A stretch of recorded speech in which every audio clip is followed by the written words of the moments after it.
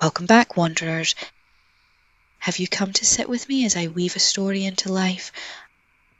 I have just the one. She whispers to me in the night when the moon is high and the darkness quiets. In truth, she has been whispering for many nights now, and I believe the time has arrived for her story to be told. As we embark on this journey together, a shadow dances around us, stretching long fingers across the edge of the firelight. It does not yet touch us, but it watches. It always watches. Do not mistake this for coincidence. Stories do not arrive without reason. They choose their hour, they choose their listener, and tonight they have chosen you.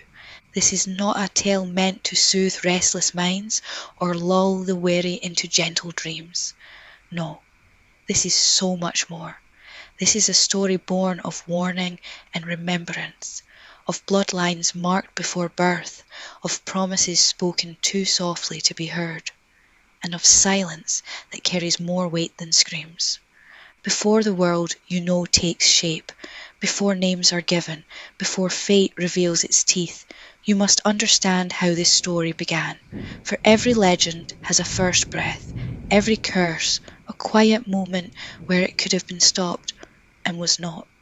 So listen now, while the veil remains thin. What I am about to share is not yet the story itself, but the echo that came before it. The fragment history tried to bury, the truth hidden in ash and shadow. This is where the threads were first plucked from the fabric of the universe. This is where destiny drew from the great void a warning meant to be woven, meant to be written. This is the prologue. Bloodwork, a city in repose. Dìonadair, a small and quiet village, known for its protection and peace of mind. Home to many weary travellers as they find themselves passing through, yet always humbly admiring the welcoming atmosphere as if it is their first visit. When one has been on the road for many days, it becomes easier and easier to lose yourself in the emptiness all around you. One might even find themselves getting entangled in the things unseen. The mind can be a brutal place to get lost in, especially if you're not paying attention to the places you let it wander. For those that know, they are making their way to the great city. That's where they let their minds wander.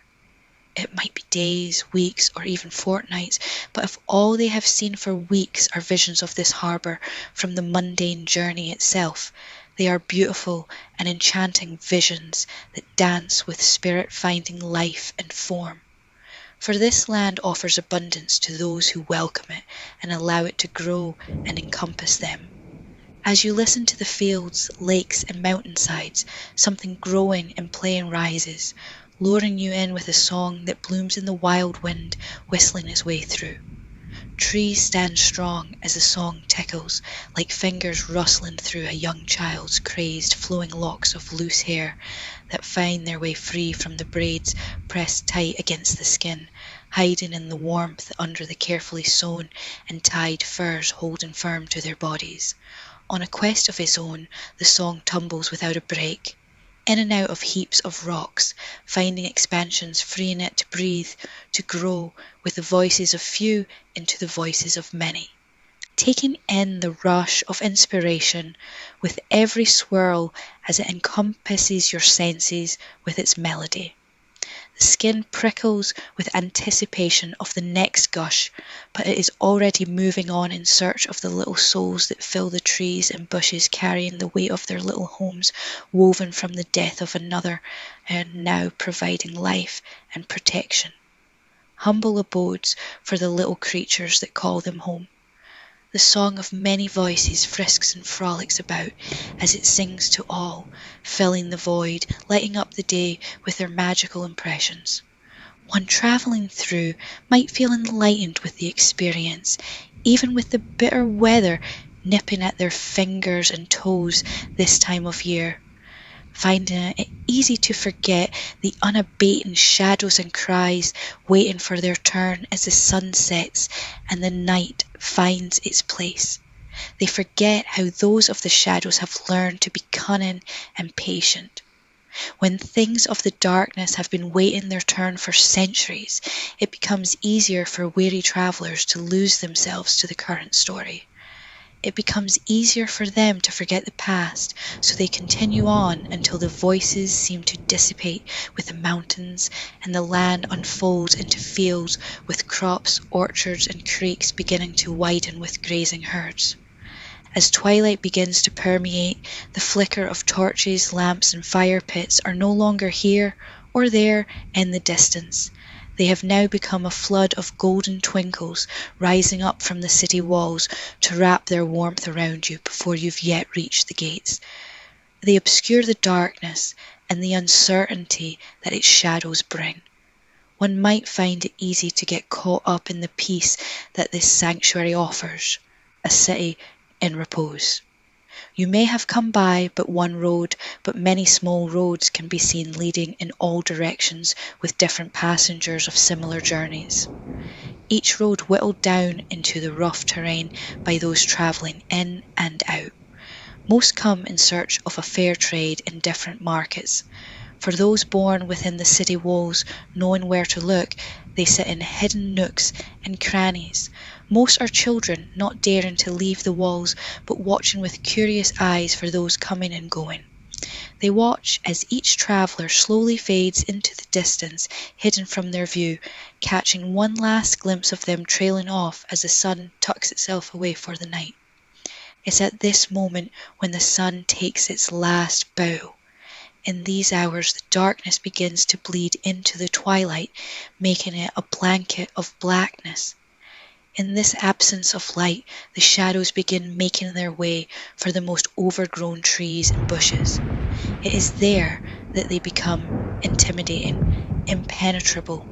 If caught outside the city walls, it's there that they start growing in their overwhelming appearance. The shadows know that in these places of dimness and gloom, that's all our minds take in. Fear of the unknown takes over. Fear of what one can remember from the past etched into the soul. Fear of what the future might be ready to introduce, whether you believe in the prophecy or not. Fear is a powerful tool that can stop the mind, an obstacle that dissipates any fervour of wanting to feed the curiosity of where each road leads. The tales being told to random strangers are enough to sway them from doing anything aside from just passing through. That's how things have always been, because that's how one stays alive and safe among the things they don't understand. It is better to be aware of what could be warnings rather than to disregard them and risk finding out the truths you realise you're not prepared for. Being rich in history, or secrets as some would say, Dìonadair has been safe for too long. There are things lurking in the distance. Make no mistake that these things have been waiting patiently. Battles lay waste to much of the surrounding land, all in the name of prophecy, but that is just a word if you have no prophecy. It's a word that can be easily protected or destroyed as long as Dìonadair thrives and maintains its position. This is what the city walls offer, standing strong for longer than anyone now alive can remember. Raised walls with beautiful carvings guarding said secrets surround the city, once meaning to be something much more, with their high towering faces at every corner, looking outward with a gaze straight ahead, as if letting travellers know that they are still under the watchful eyes of the city, even if they are not within the safety found inside the city walls. Faces without bodies that lay atop shields of different kinds, each shield a representation of the tribes that had once worked together, each bringing a different strength to the foundation of this great city. Dryocht, as it was once called, with much more commanding presence. a manifestation of what now is casually referred to as magic, but in the beginning was strongly rooted through combined forces from those we called the Protectors. Below each shield are slender, snake-like tendrils, weaving in and around each other, creating spirals as they stretched around pillars rising up from deep within the ground to support not only the walls themselves, but the shields and faces as they looked over those who didn't make it inside the walls before twilight's end. Even now, it leads the way, beautifully drawing in those who can sense its aura. An aura that compels you to stop at its gates, letting your hands fall free from the reins so your fingertips can trace the images. You take in each drawing and symbol as it is inscribed, almost as if there is an unspoken covenant between them and you. They are etched in what seems to be a language unknown to most in this lifetime, and yet those who enter the gates feel as though they somehow understand what each symbol means. It is felt in the soul, like the trees and flowers are whispering, a hidden riddle that lingers on the edge of your consciousness, just beyond full comprehension. It is much like the song that dances around you on the journey to the city, a song and dance between us and the universe, filled with voices, yet veiled. But that veil dissolves the moment you pass through the gates and your eyes are opened. A city named by the Protectors, who were providing a sanctuary of sorts from those who were born from or lost to the mists of Tanast.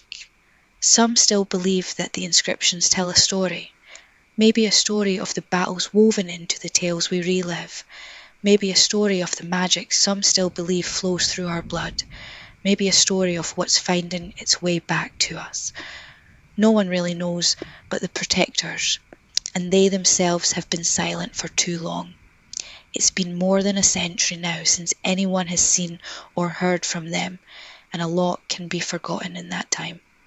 Too many have forgotten the power and the protection that surrounds their homes, but there are still rumours that have begun to awaken and spread on the lips of those reciting their tales long before this time. Still, to most, that's all they are. That's all they've ever been. Thick with culture, the buildings themselves seem to have witnessed a life long before ours, one old enough to have locked away secrets of their own, but for those that have ventured outside of its walls, not all is a secret or a tale. The mists that have lingered over the marshes outside of the city now seem to push closer, taking away any curiosities found roaming through the minds of passers-by. A sinister feeling grows from somewhere dark and deep. Those that try to ignore it do so as they'd rather be locked inside where the living seems to thrive. Trees giving shade to those who welcome their comfort, their limbs to catch the wind and rain as it passes through. Food and drink to mark the ease of smiles and laughter.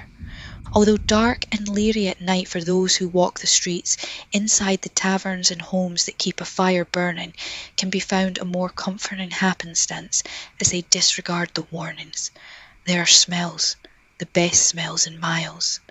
As handfuls of friends and families gather around a table with candlelight, you can smell the meat that's been slow cooking over the flames all afternoon. Buttered rolls echo past the mouths watering over a fruit dessert or smothered vegetables as they fill their bellies with drink, enjoying themselves after another day's hard work. It's different tonight though. With their guards down and their spirits high, tonight most are feeling invincible. Truth is that if they were as quiet on the inside as they were on the outside, someone might see or hear what is coming. Someone might smell it in the air, whipping through their shutters, might hear it carried on the fingertips of the breeze as it tickled at their ears. But not tonight or any other night that comes soon. Tonight, all they hear is the laughter coming from the bellies of drunken hunters fattened up by the kill of the day. All they smell are the embers burning from their fires as they watch their heroes' heroes lying down tired from the hunt. All they feel are the hands of many great women and children surrounding them, bathing in the light that they feel just by being in their presence. But it is all coming to an end shortly. There is nothing to prevent the pain and sorrow this time. There is no war with enemies new and old. There is no struggle between friends, and there is absolutely nothing to warn them about what is coming, what is almost upon them. Tomorrow brings a new morning, and with it a new awakening. The prologue may end here, but the story is only just beginning. Sit with me again when I return to the loom.